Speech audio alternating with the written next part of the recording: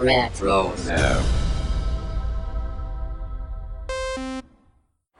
What's up, guys? This is Daniel Logan, Boba Fett from Attack of the Clones, The Clone Wars, Book of Boba, Skywalker Saga game, and hopefully many more things in the Star Wars galaxy.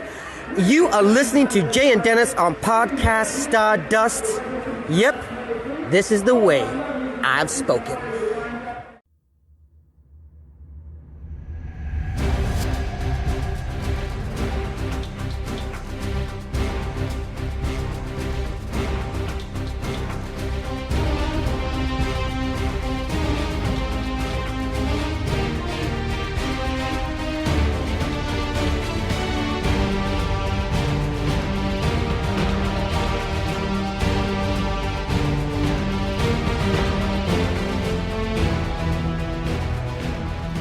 Welcome to Podcast Stardust. This is the fully armed and operational podcast dedicated to Star Wars news, reviews, and discussion.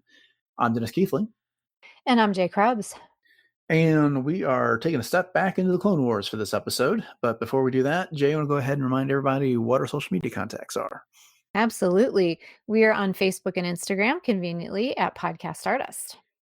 Okay, the dish is aligned. The signal's boosted to maximum output. The shield is down. We are now broadcasting to the galaxy. So we're going to be talking about Episode 3 from Season 3 of the Clone Wars, which is called Supply Lines.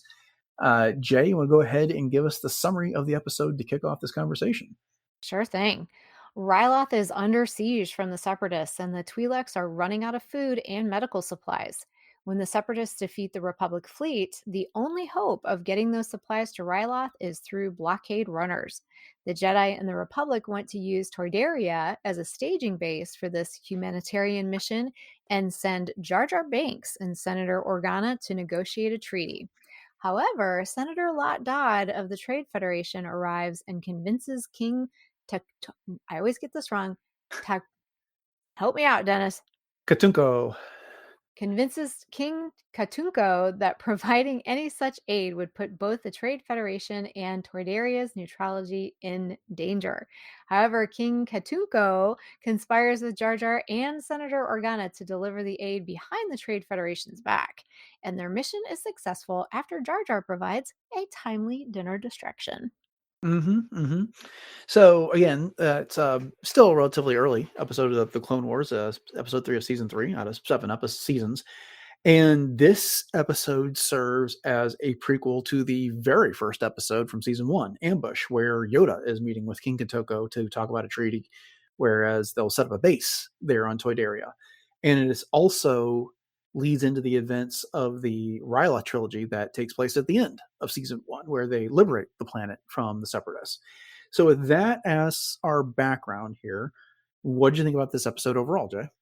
That was great to revisit it. And, it's kind of crazy how Clone Wars does that, where it jumps around in the actual timing, sequentially or chronologically, if you will, of the events of the Clone Wars. So it is kind of nice to be able to take this particular episode and frame it around those others that you just mentioned and sort of have a one continuous story arc kind of thing.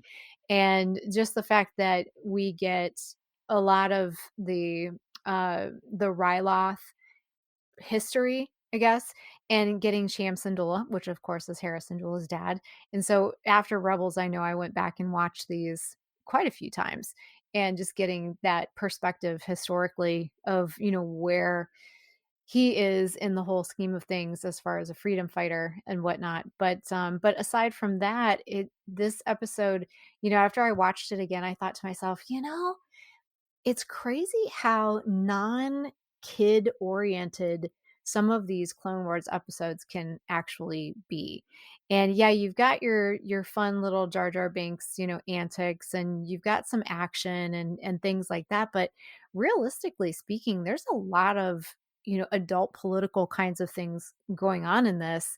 And it just goes to prove that the war isn't just being fought on the battlefield, it's also being fought in arenas such as this, with these blockades and starving out these planets. And obviously it's not anything new. We saw this even with the blockade on Naboo in the Phantom Menace, but still it's just a reminder of how layered, I guess you could say, Clone Wars is.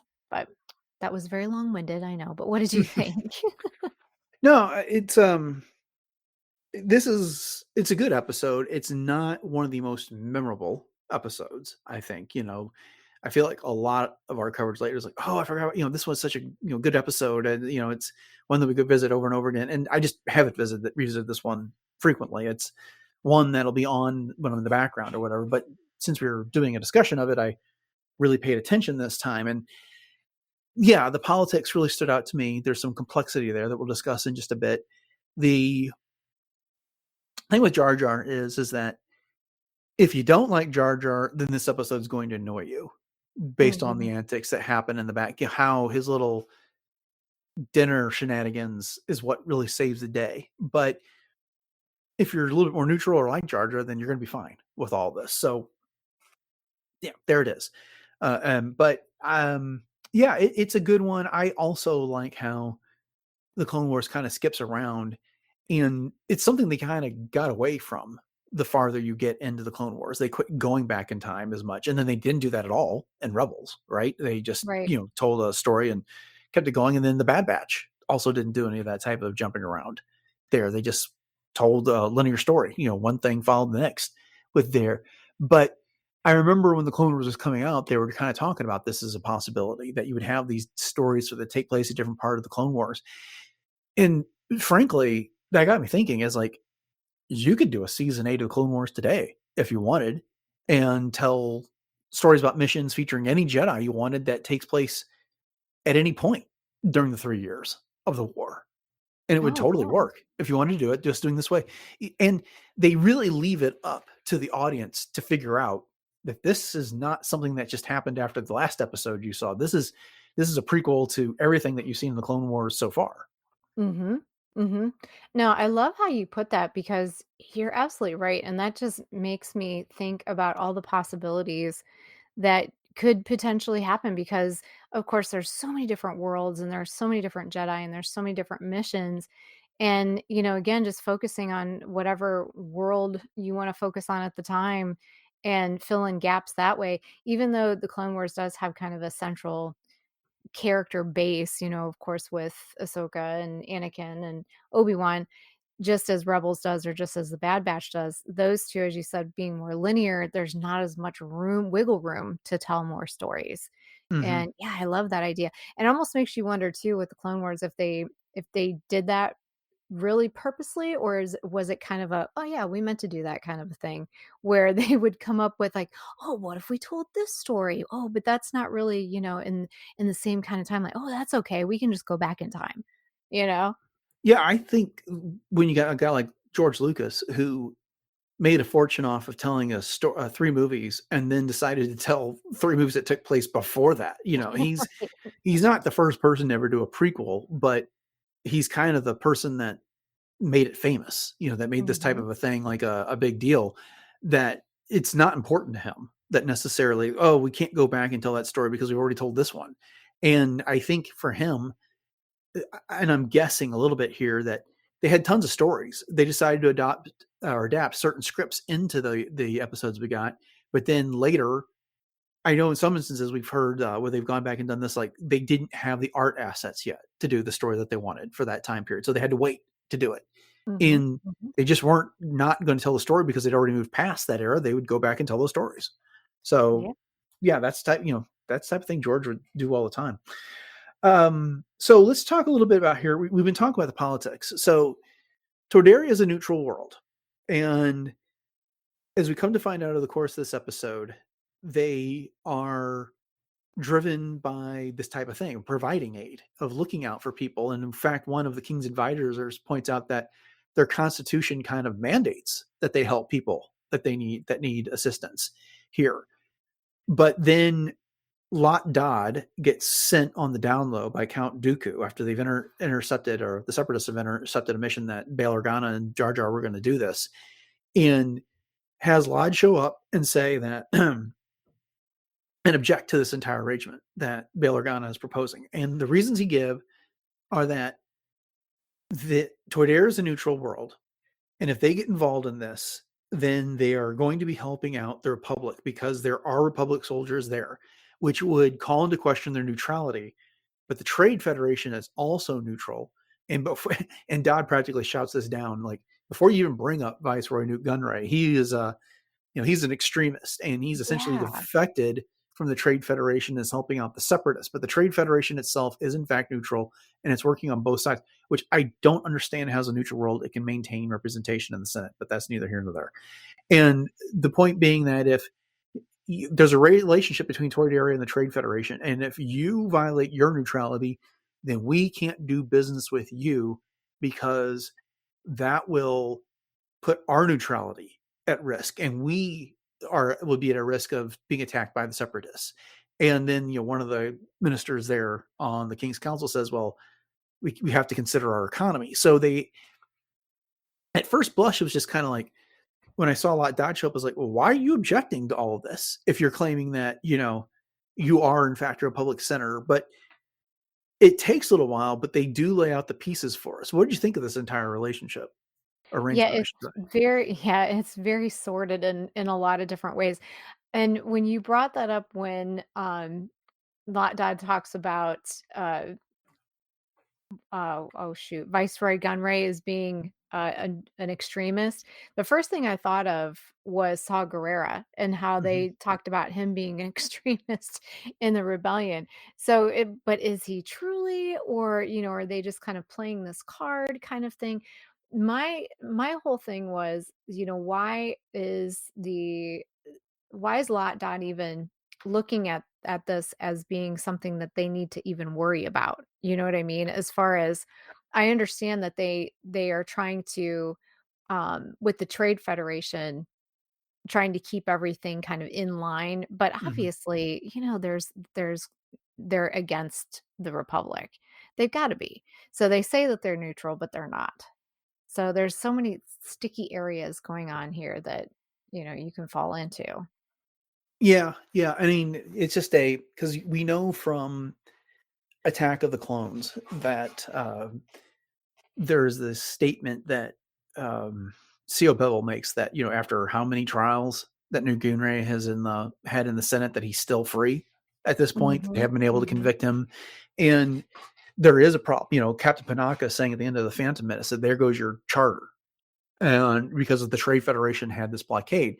So you got to believe that a lot of this is face saving on behalf of Senator Dodd to protect the interests of the Trade Federation when they are in fact working both sides of this. We read the Brotherhood book by Mike Chen, and Cato Neimoidia is a Republic world.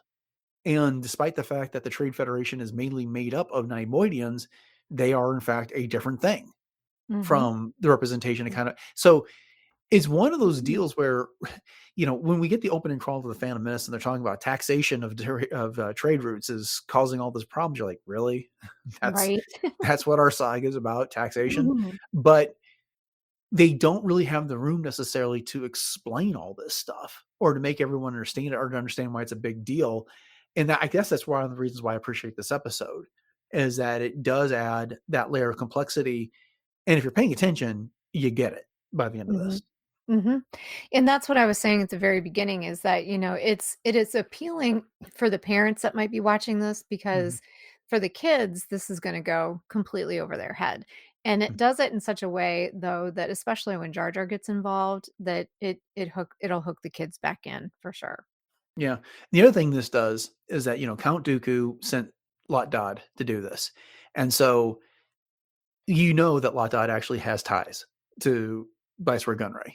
I mean, Mhm. that's just it's their dirty secret here. And the Trade Federation, the banking clan, the Techno Union, they were all these quote unquote neutral worlds were actually part of the Separatist Council in this. And they were basically hiding that fact. There was a Separatist Senate that gets alluded to here. Lot Dodd brings it up that there's a Separatist Senate, and then at the end, when of Revenge of the Sith, when Anakin shows up on Mustafar, and Viceroy Gunray is like pleading with him, it's like wait a minute, Palpatine or Sidious promised us peace. He doesn't get what's going on. He does not understand how badly they've been being used.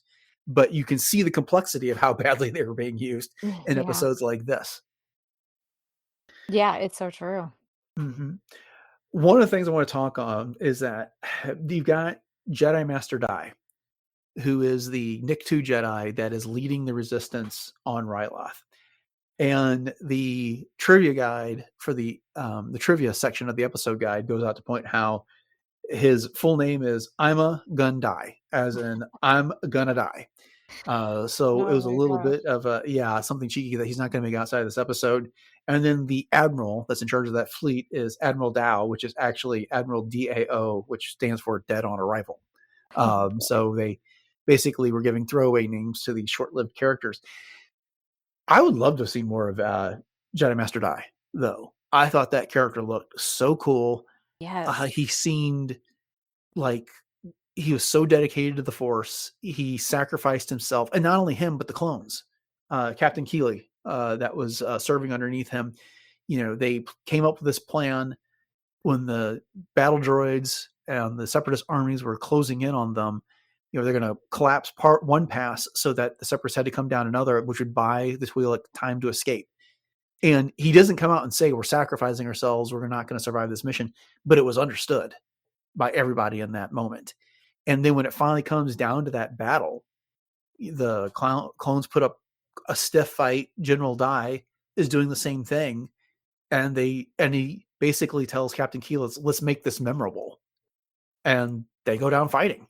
It was quite a scene. Yes, I think they make such a cool team together. And seeing a Mhm. Nick-2 Jedi, we don't see that. I mean, you see that Mhm. as like, Hondo Ohnaka and all kinds of, different ways, but not really as Jedi. And I really like the look of Captain Keeley too, not just the armor, but the way that they had his like facial hair cut out and his hair, and all of that. And I just think that the aesthetics behind that particular armor and everything was really cool. But yeah, I would love to have seen more adventures with the two of them. I think they Yeah. made such a great team. Just an aside, Hondo was actually a weak way, not Nick too. Or a week way. Yes, sorry. Yes, you're right. No, Oh my gosh. no big Right deal. after that. Yep. And I think there actually was a Jedi Nick too at the Battle of Geonosis, but I can't remember Was there? specifically. Yeah, Okay. the episode guide suggested there was, but I couldn't remember specifically. But anyway, neither here nor there. Other thing is that okay, we brought it up in passing, but this whole diversion. So after King Katunko hears both the arguments from Bail and the plea for aid for the Twi'leks on Ryloth, and Lotdide says, their plight is regrettable, and he does have sympathy for them, but he's looking out for the Trade Federation and looking out for Toydaria by objecting to this assistance because it would jeopardize their neutrality. And Katunko says, well, I'm going to have to reject this offer. But then he comes right after Bail and Jar Jar and says, look, we can, you can go ahead and take the supplies that you've already brought with you to Ryloth if you can guarantee that we're not going to basically be found out if we're having participated in this. And so Bail goes to supervise all that while Jar Jar attends this dinner party on floating dinner Mhm. table, which is pretty cool. Um, Mhm. then he performs his whole little, what did he call it? Conceptual art, where he gets up on the table, takes everyone's glasses and plates, and then makes a tower over it to honor the senator from the Trade Federation. So, what do you think of Jar Jar's little performance there? Well, I think Dave Filoni put it best in the featurette is Mhm. that, is he just the comic relief? Does Jar Jar really have this, all figured out kind of thing? So, I think a lot of us just dismiss Jar Jar as just being that comic relief, but really in this episode, he is pretty instrumental. I mean, those diversional tactics or distraction are really vital to holding or hiding the relief shipments. So Mhm. it's because of that. And it reminds me also of later on we get him in what was it, Aftermath, or one of the Chuck Wendig novels that he's Mhm. performing, in the streets and that kind of thing. So it's kind of a foreshadowing in that way. But yeah, he's definitely instrumental in this, which you don't really think about him being that way, but it's true. Yeah, I got Dave Filoni's point on that, and I appreciate what he's trying to say, but it kind of the thing about Jar Jar is just that it's like it's almost I think it's almost too easy to look at this and say he was accidentally helpful here. You know, he was, by being a buffoon, he was able to distract this representative from the Trade Federation there.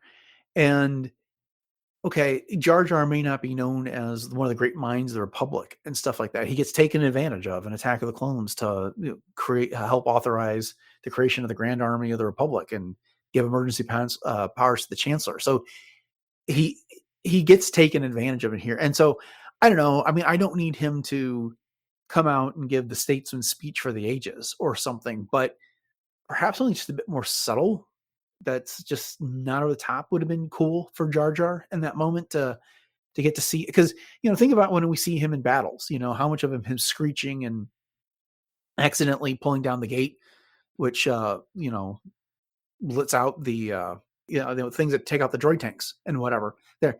It's like very seldom does he do something that's, how to phrase this? I mean, I don't want to say intentional because this was intentional, but something that he can do to, there seems like it has a little bit more intellectual depth to it towards creating a resolution to something. Yeah. This is basically just boils down to Jar Jar doing Jar Jar things. Mm-hmm. And, you know, and you got to add that element too for the kids. Like I said, I think that that's probably that sense of balance in some ways, that you've got all of this political weight and then you throw Jar Jar in to do Jar Jar things. Who knows? Yeah. I mean, I didn't absolutely hate it, but again, at some point it would be nice to see Jar Jar come up with a solution that is just not kind of like, and this goes for a lot of the Gungans. I mean, there's certain we've seen Gungans take down Grievous en masse, but frequently it's like if there's one individual Gungan, then they're going to lean towards the buffoonery side of things. And okay, I mean, let's maybe turn that trope on its head from time to time. And you know, I guess maybe the bigger question is, why was Jar Jar there to begin with? Well, that's just it. It's like, because Bale says that when he's contacted by Obi-Wan, Yoda, and Mace, which is like, Senator Amidala is more than qualified to handle this. And their response is that, well, she had to stay here, so we sent someone else who's less qualified. They send Jar Jar. I mean, I'm paraphrasing there, but it was like, wait a minute. Of all the senators and the diplomats you have on the planet, that was the only thing you could do next. And then when you realized how desperate things were, then you contacted Bale. So, Yeah. I mean, I understand it is, in fact, Jar Jar's nature that gets this resolved, but it didn't seem like a whole lot of forethought on behalf of the Republic and the Jedi to do that in the first place. Especially when you've got an entire planet that is potentially suffering from starvation. Yeah. We brought this up in a news episode recently, but I want to touch on it again. The Tantive 4 makes an appearance here, and the episode guide goes out of its way to point out that this is the actual Tantive 4, that they went to great pains to make sure that this blockade runner matched the ship that we get to see in the beginning of A New Hope, which apparently for some time had just been referred to as Leia's ship, and then it was other secondary material that actually called it the Tantive 4. And while that is true, everyone had assumed, and certain publications at the time of the Revenge of the Sith called Bale's ship in Revenge of the Sith the Tantive 4. That ship was in fact called the Sundered Heart. So just kind of a neat type of a moment there. But frankly, I'm not sure I'd ever noticed the difference between the Sundered Heart and the Tantive 4 until it was pointed out to me. No, I never would have noticed any difference. But, I don't have the best eye for that kind of thing. So it doesn't surprise me that it would have gotten past me. But this is a really cool piece of trivia, I think. Yeah, no, I thought that was pretty cool too. Mm-hmm. And then the episode ends with basically a direct lead into Ambush, where after Lot Dodd realizes he's been had, but he can't prove it, he goes storming off, and Bale, Jar Jar, and King Katunko are basically congratulating each other for pulling off this relief mission.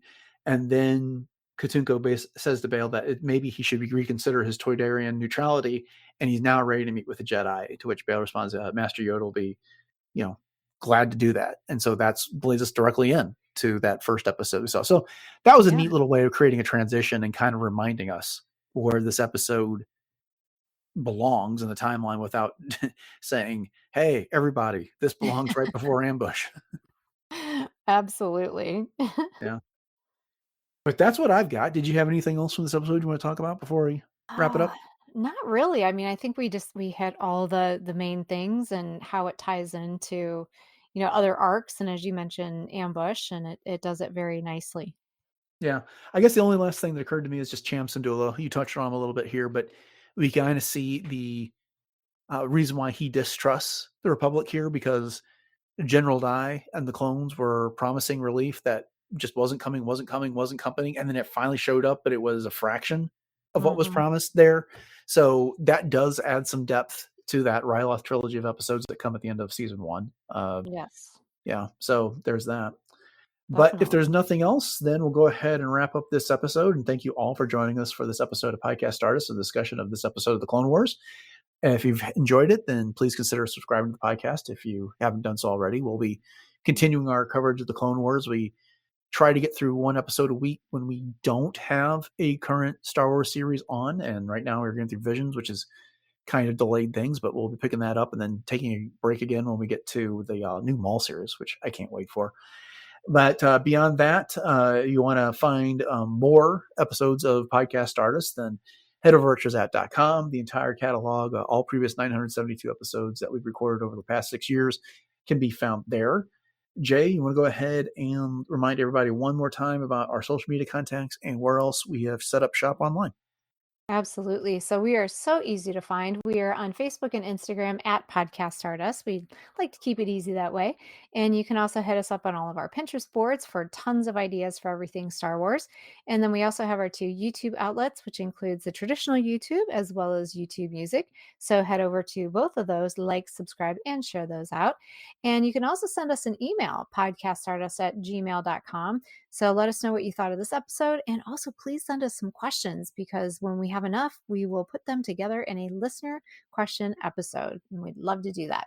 And then last but not least, we have our TeePublic link to our merchandise. So you can pick up one of 7 different show logo designs available on everything from home goods and apparel and pretty much everything in between.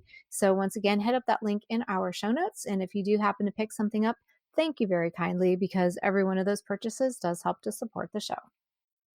All right, upcoming on the show on Friday, we'll be wrapping up the week with a look at some recent Star Wars news. And then on Monday, we'll be wrapping up our coverage of Volume 3 of Star Wars Visions. So make sure you come back for those. With that, just want to say thanks for listening to episode 973 of Podcast Stars, everyone. Have a great rest of your week. And until next time, may the Force be